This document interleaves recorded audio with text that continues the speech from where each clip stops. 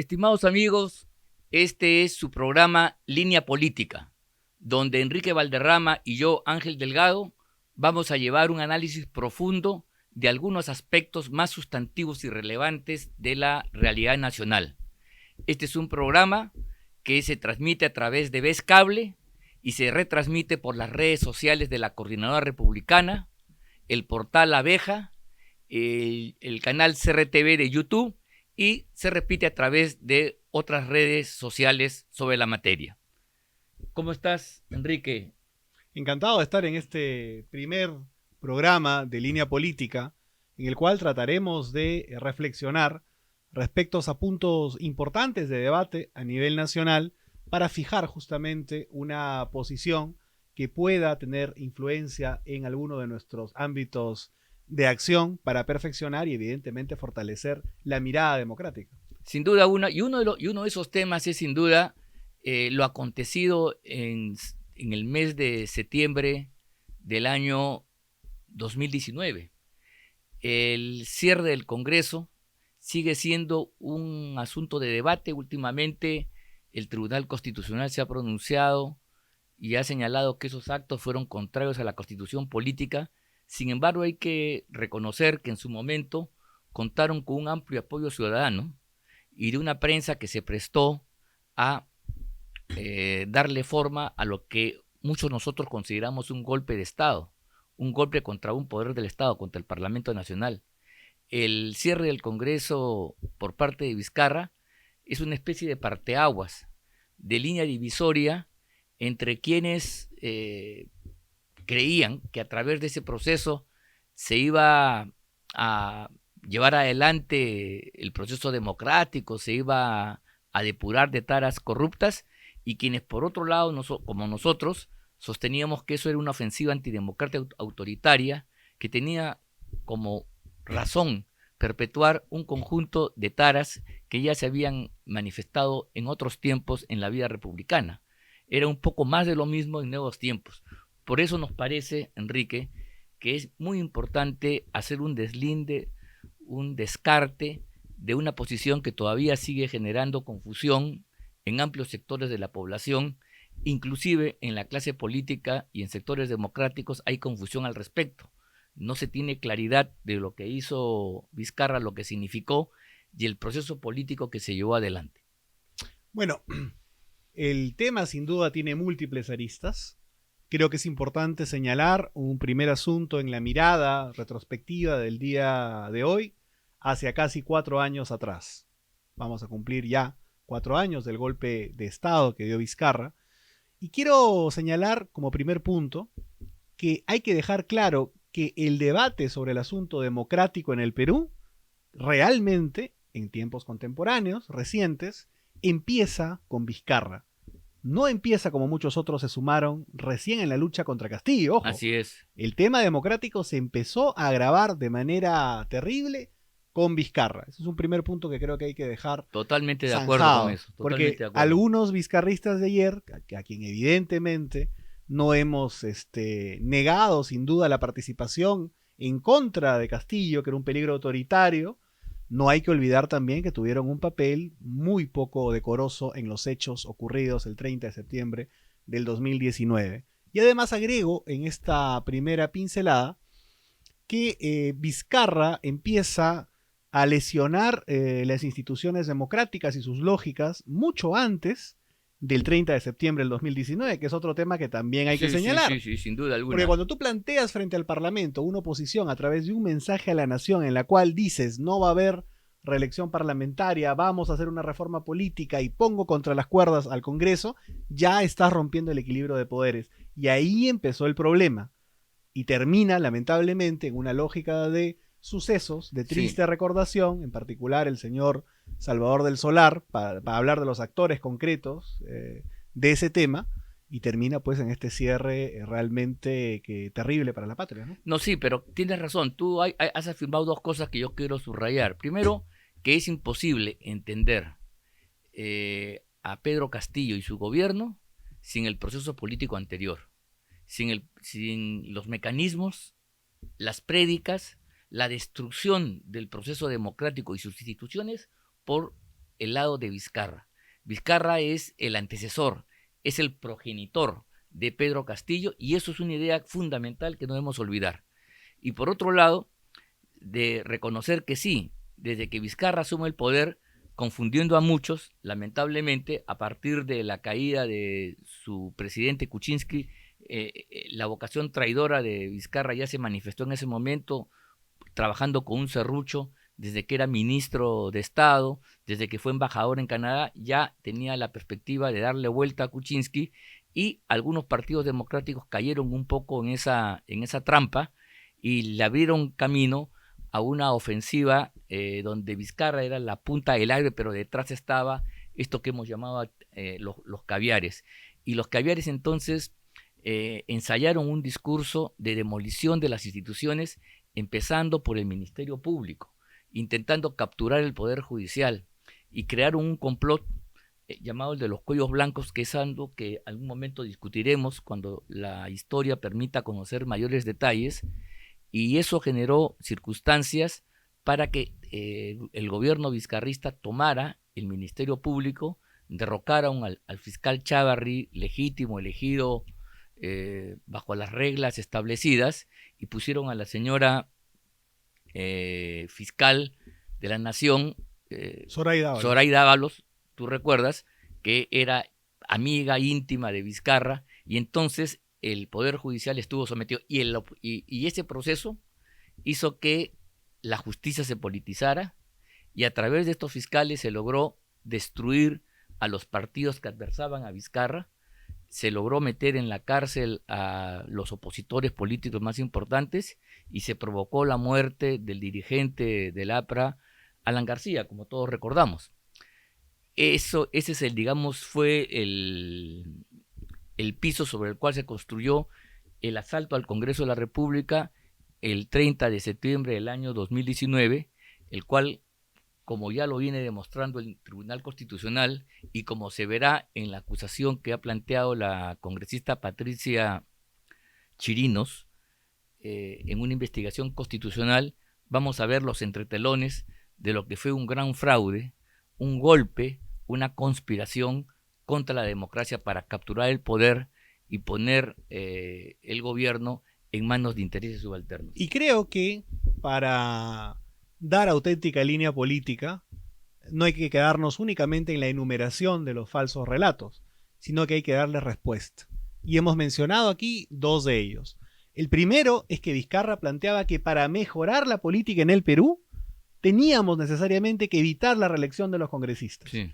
Primer asunto, equivocado y falaz. No solamente por demostración empírica, hoy no hay reelección parlamentaria y tenemos el peor congreso, creo, de la historia, para empezar. Segundo, que no era un problema real. Solamente el 11% de los parlamentarios se reelegían. Sí, por claro. lo tanto, era una cuestión inflada artificialmente para demagógicamente generar, sin duda, condiciones favorables a sí mismo, que las generó, obviamente. Pero la segunda cuestión fundamental es el asunto del tema de la reforma de justicia, o señalar, por ejemplo, al CNM como una institución corrupta, más allá de sus magistrados, que perfectamente pudieron haber sido reemplazados por sus, evidentemente, por sus alternos, por la gente que les tocaba reemplazar. Pero acá hay que señalar también el error histórico de la mayoría parlamentaria impulsada por Fuerza Popular, de comprarse el discurso vizcarrista y naturalmente aceptarle una cosa tan nefasta para el país como la Junta Nacional de Justicia, que hoy día pervive, que es evidentemente la peor herencia del vizcarrismo. Quiero decir que este tema además es anterior el asunto del ataque o del intento de capturar el sistema de justicia de parte de Vizcarra al hecho de su golpe de Estado. No es que él da un golpe de Estado aparentemente para mejorar el sistema de justicia. Recuerda que, y este es otro tema que hay que dejar sentado acá en este programa de Línea Política, recuerda que él ya había remitido al Parlamento de la República un proyecto de ley para la intervención del Ministerio Público, para la reforma del Ministerio Público. Es decir, él quería capturar el Ministerio Público desde antes de armar todo este tipo de show que evidentemente terminó muy mal y que obviamente termina desinstitucionalizando al Ministerio Público, porque terminan prácticamente suspendidos todos, con excepción del señor Pablo Sánchez y de la señora Zoraida Ábalos. Interviene el Ministerio Público, recuerda que evita las elecciones democráticas en el Colegio de Abogados para que el Jurado Nacional de Elecciones no tenga un quinto magistrado y Salas Arenas pueda decidir en mayoría. Es decir, el vizcarrismo institucional fue un mal terrible para la patria, muy dañino, evidentemente. Y sin duda le abrió la puerta a Castillo, y su sucesor, Sagasti, Francisco Sagasti, es aquel, no se olviden amigos, de que bajó las condiciones para que el señor Pacheco, el compinche, el delincuente de Pedro Castillo, asumiera la Secretaría General de Palacio de Gobierno. O sea, bajó las condiciones para permitir que este señor fuera nombrado para un cargo que evidentemente estaba más allá de sus posibilidades. Entonces es muy importante señalar que el ascenso de Pedro Castillo no se debió solamente a cuestiones fortuitas, tampoco se debió a que el señor Castillo era un gran candidato, ni mucho menos, sino que hubo circunstancias a las cuales el país fue llevando en una época además muy especial. La gente estaba muy atormentada, crispada por la pandemia, por la crisis económica que el mal tratamiento de Vizcarra había generado, y todo ello en consecuencia generó una situación absolutamente de displicencia, de furia, de rencor, que se transmitió en un voto absolutamente alucinado como fue el ascenso de Pedro Castillo a la presidencia de la República. Bueno, creo importante, habiendo señalado el contexto político, habiendo señalado la intención previa de Vizcarra antes del golpe de controlar el sistema de justicia e ir a un régimen autoritario, creo que es importante que entremos a algunas cuestiones que son medulares respecto a lo que sucedió. Y es el asunto conceptual de la denegación fáctica, que es un tema medular que vamos a tratar en la segunda parte. En la segunda parte del programa, después de la pausa. Listo.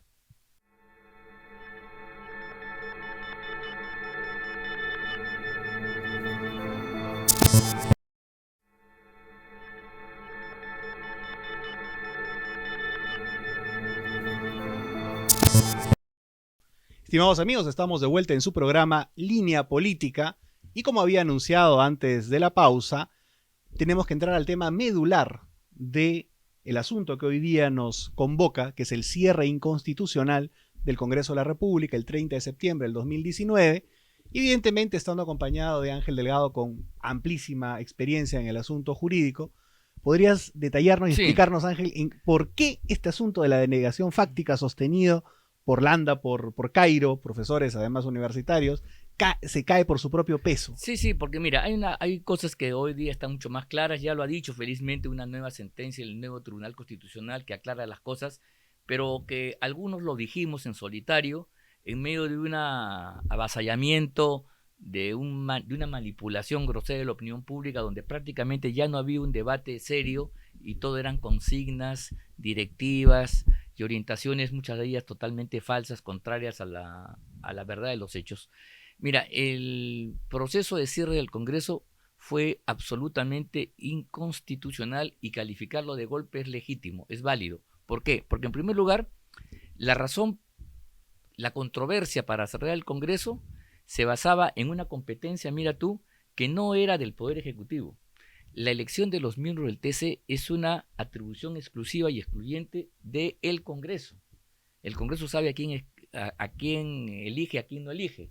Sobre eso podemos estar de acuerdo, pero así como el presidente no puede hacer cuestión de confianza sobre una sentencia que va a dictar el Poder Judicial, tampoco puede hacer cuestión de confianza sobre una atribución propia, exclusiva del Congreso, como es la elección de los miembros del tribunal. Sin embargo, lo hizo. Y en base a eso, entonces, presentó una cuestión de confianza ilegítima, ¿ya? Que planteaba un procedimiento previo. Pero mira tú, apenas se presenta, rompiendo las puertas, rompiendo un poco los procedimientos, a los pocos minutos, Vizcarra, en un mensaje a la nación, dice que no ha habido respuesta, y entonces se ha producido una denegación, había una negativa del Congreso que no se expresaba en ningún documento, en ninguna votación, como se necesita en los actos públicos. La solemnidad, las formas son muy importantes en las decisiones, sobre todo en el proceso político, donde las cosas tienen que quedar claras. Si en el ámbito privado los contratos deben estar por escrito, con un conjunto de cláusulas para que la voluntad de las partes queden precisadas De manera indubitable. con mayor razón, pues, en el ámbito público. Y más aún, si uno revisa las actas del Congreso de ese entonces, el Congreso había aceptado, sí, darle curso a la cuestión de confianza, que era finalmente establecer un procedimiento previo. Pero no, el señor Vizcarra se adelantó y él calificó, él, no el Congreso, que le habían negado la confianza. Eso es una segunda aberración. La tercera fue que para que se produzca el cierre del Congreso era necesario, dice la Constitución, de que la decisión de cerrarlo, de la disolución, se pase por un acuerdo del Consejo de Ministros. O sea, la decisión presidencial tenía que estar avalada por un voto afirmativo del Consejo. Y en ese momento no había, porque Del Solar, el primer ministro, renunció y muchos ministros se quitaron, desaparecieron. Entonces, en el momento en que él anuncia el cierre del Congreso, no hay el Consejo de Ministros y por lo tanto no hay el acuerdo y el acta que dé aval a esa. Esa es una tercera violación. Y en consecuencia, cuando él cierre el Congreso, después tiene que juramentar a un nuevo primer ministro, Ceballos, el cual jura en solitario, porque en ese momento, en la noche del 30 de septiembre del año 2019, no había un gabinete. Entonces, por todas estas razones, este cierre fue arbitrario, fue violatorio de los procedimientos constitucionales y jurídicos elementales, y por eso es que nosotros lo calificamos un golpe de Estado, posición que ha sido ratificada felizmente por una nueva sentencia del actual Tribunal Constitucional. Pero en su momento, una mayoría espuria, totalmente comprometida con el lagarto Vizcarra, le dio la razón y dijo que sí, el cierre del Congreso había sido constitucional, cosa que es una aberración, por lo cual la comunidad Chirinos está comprendiendo dentro de la denuncia a los magistrados de ese tribunal que votaron a favor de ese esperpento. Ahora, para que entiendan aquellos que nos pueden ver a través de Vescable, a través de las redes sociales, de las plataformas de la coordinadora, del portal Abeja, ¿por qué Vizcarra se aventura a tomar una decisión que muy probablemente haya merituado que en el mediano plazo o en el largo plazo iba a quedar escrita en la historia, como ha quedado finalmente por un tribunal constitucional que ha sentenciado que aquello fue un golpe de Estado? Porque lo que se estaba definiendo en aquel momento era la elección de los nuevos miembros del Tribunal Constitucional para reemplazar a los que tenían mandato vencido y que eran además elementos funcionales a lo que he denominado el vizcarrismo institucional. Incluso se eligió un primero, recordarás, se eligió un primer magistrado cuando ocurren todos estos hechos que terminan finalmente en el cierre del Congreso. Y ustedes dirán, ¿y cuál es el asunto tan fundamental e importante de controlar el Tribunal Constitucional? Creo, y he planteado esto por escrito, que en el Perú, dado la estructura del sistema de justicia, el Tribunal Constitucional es el pináculo de alguna u otra manera del sistema de justicia, es la última palabra cuando causas llegan a él por, digamos, algún tipo de agravio constitucional, y evidentemente puede hacer algo tan peligroso como lo hizo los 4 de aquel momento, de santificar un golpe de Estado, entre ellos el señor Eloy Espinosa Saldaña, por ejemplo, la señora Ledesma, y etcétera. Y evidentemente Vizcarra quería controlar el sistema de justicia porque, como todo autoritarismo, recuerden ustedes a Vladimiro Montesinos en un video diciendo: podemos perder la mayoría en el Congreso, pero no podemos perder el control del Poder Judicial. Así es. Vizcarra quería tener el control del sistema de justicia para salvarse sus juicios y para controlar el tema democrático. Entonces él no acepta perder el control del Tribunal Constitucional y por eso da el golpe de Estado. Es uno, creo yo, de los aciertos, de los pocos aciertos de este Congreso, que hay que reconocérselo también, haber elegido por fin los nuevos miembros del Tribunal Constitucional, tribunal que con sus altos y bajos, con nuestras diferencias o con nuestras coincidencias, ha terminado haciendo justicia histórica jurídica, determinando que en efecto lo que ocurrió el 30 de septiembre del año 2019 fue un terrible golpe de Estado. Vizcarra es un golpista y todos aquellos que lo ayudaron deben pagar las culpas de ese atropello democrático. Y creo que para complementar esto, la denuncia de la congresista Chirinos, que es una acusación constitucional, debe permitir, ojalá que así suceda, que la ciudadanía entera conozca los detalles, porque de eso se trata justamente. Delante y de cara al país, que la subcomisión de acusaciones constitucionales conozca el caso, interrogue a los distintos elementos que han sido objeto de esta denuncia y podamos tener un panorama mucho más cierto de lo que pasó en aquellas horas y esos días en los cuales se rompió el orden democrático para imponer un régimen autoritario que, por cierto, quería ocultar sus fechorías, quería tener el poder completo como lo tuvo y manejó en forma deplorable la pandemia que vino al año siguiente, destruyó las bases de la economía política generando una brecha de crecimiento menor al 12%, menos 12% de crecimiento, y digamos que el punto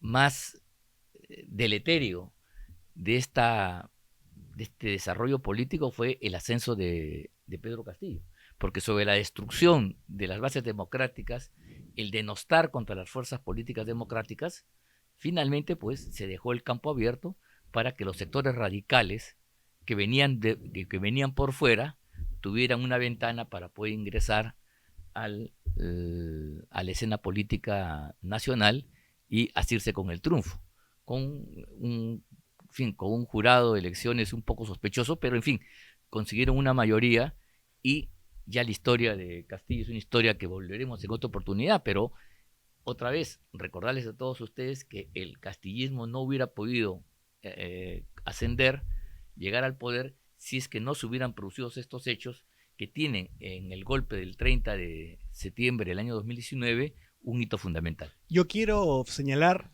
dos puntos importantes. El primero se desprende de lo que hemos conversado y es el papel tan funcional al poder, tan funcional al vizcarrismo de parte del Ministerio Público, en particular de Zoraida, pero en particular también de los fiscales del equipo especial Lavallato. Yo siempre he sostenido que Vizcarra ha sido una expresión prácticamente, creo, impuesta en la candidatura de Kuczynski como vicepresidente, representante obviamente de los intereses del Club de la Construcción, alguno de sus consorcios del cual era apoderado, era consorciado con alguna de estas empresas, y evidentemente jugaron en pared con estos fiscales que perseguían a los enemigos o adversarios políticos de Vizcarra, los perseguían abiertamente, y que luego de muchos años del huracán Lavallato, de este equipo especial, donde alguno de esos fiscales salían en portadas de medios de comunicación como Rockstar, no hay ningún tipo de resultado concreto, y más han parecido el área legal de Odebrecht que defensores de los intereses evidentemente nacionales.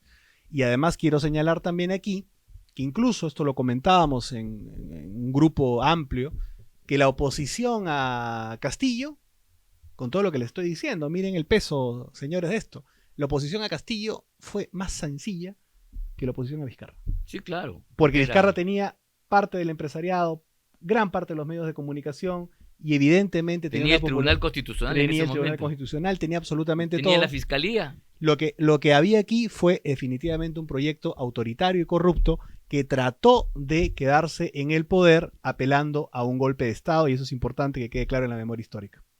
Bueno, entonces hemos terminado esta discusión en el primer programa de Línea Política. Nos despedimos agradeciendo como siempre a la coordinadora republicana, a la cual pedimos seguir en todas sus redes, en YouTube como CRTV, al portal La Abeja y evidentemente a nuestros amigos de Vez Cable Televisión. Y hasta la próxima semana. Muchas gracias. Hasta la próxima semana.